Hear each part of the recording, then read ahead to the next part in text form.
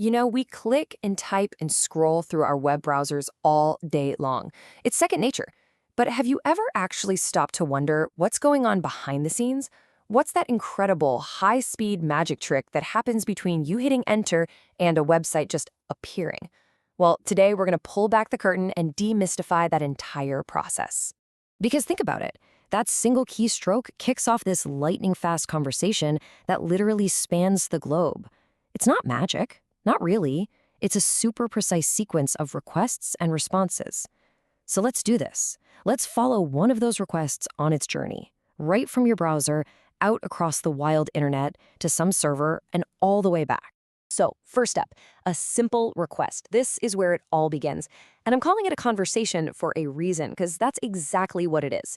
Your computer isn't just, opening a file. It's reaching out to another computer, a server, which could be halfway around the world, and it's politely asking for some information. Now, this whole conversation follows a really simple pattern. It's called the client/server model. And honestly, the best way to think about it is like you're at a diner. Your browser is the client, that's you, the customer, placing an order. It sends that order over to the server, that's the kitchen, which then gets to work cooking up exactly what you asked for.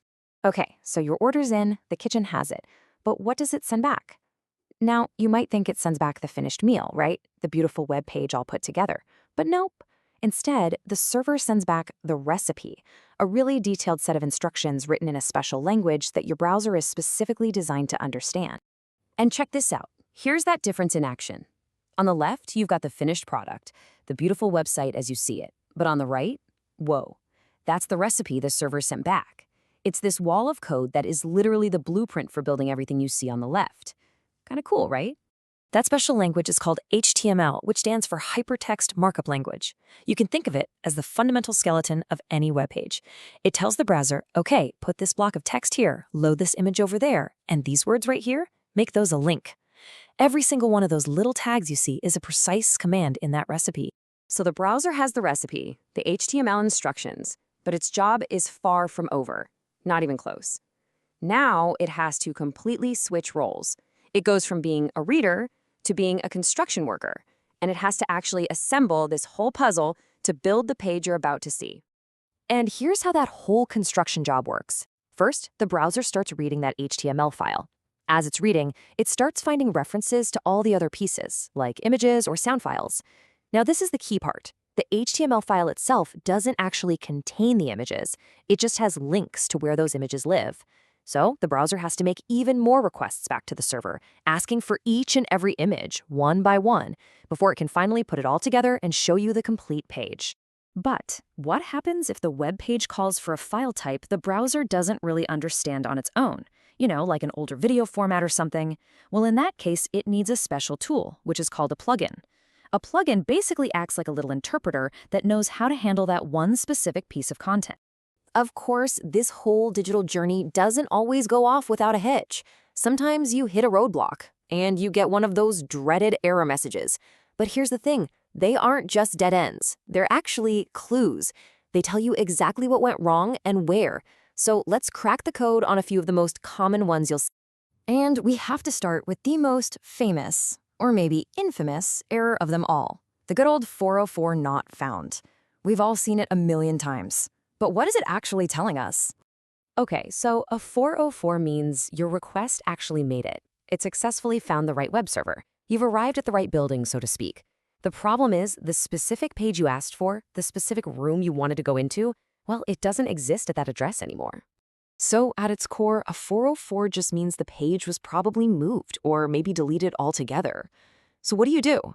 Before you do anything else, the very first step is always to just double-check the address you typed. Look for any simple typos.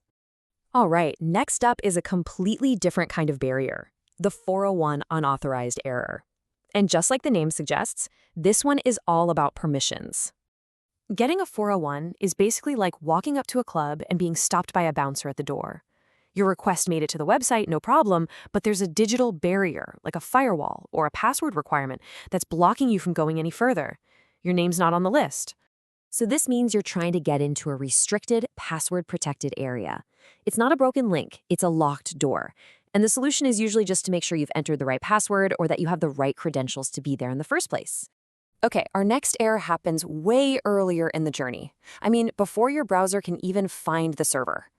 It's like trying to look up a friend's address in the world's biggest phone book, only to find out there's just no listing for the name you're searching for.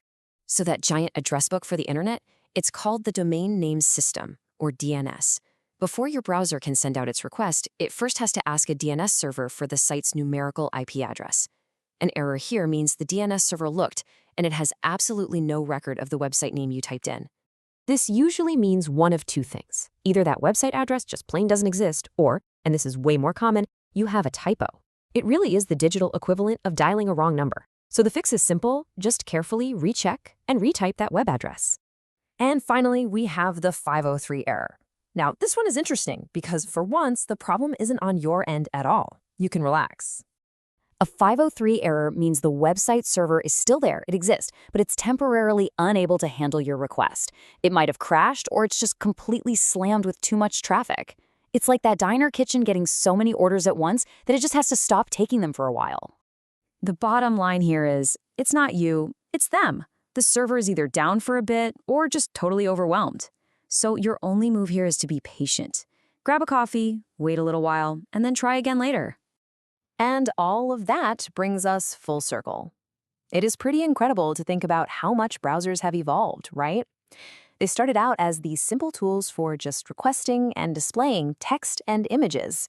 And now they are these massive, full-blown software suites that handle everything from our video calls to creating content. So from that one simple request to translating code to building an entire interactive page, your browser is doing a mind-boggling amount of work in the blink of an eye. We've seen how far it's come, and that just leaves us with one final question to chew on. As our digital world gets even more complex, what new, amazing things will the browser of the future be able to do? Thanks for watching.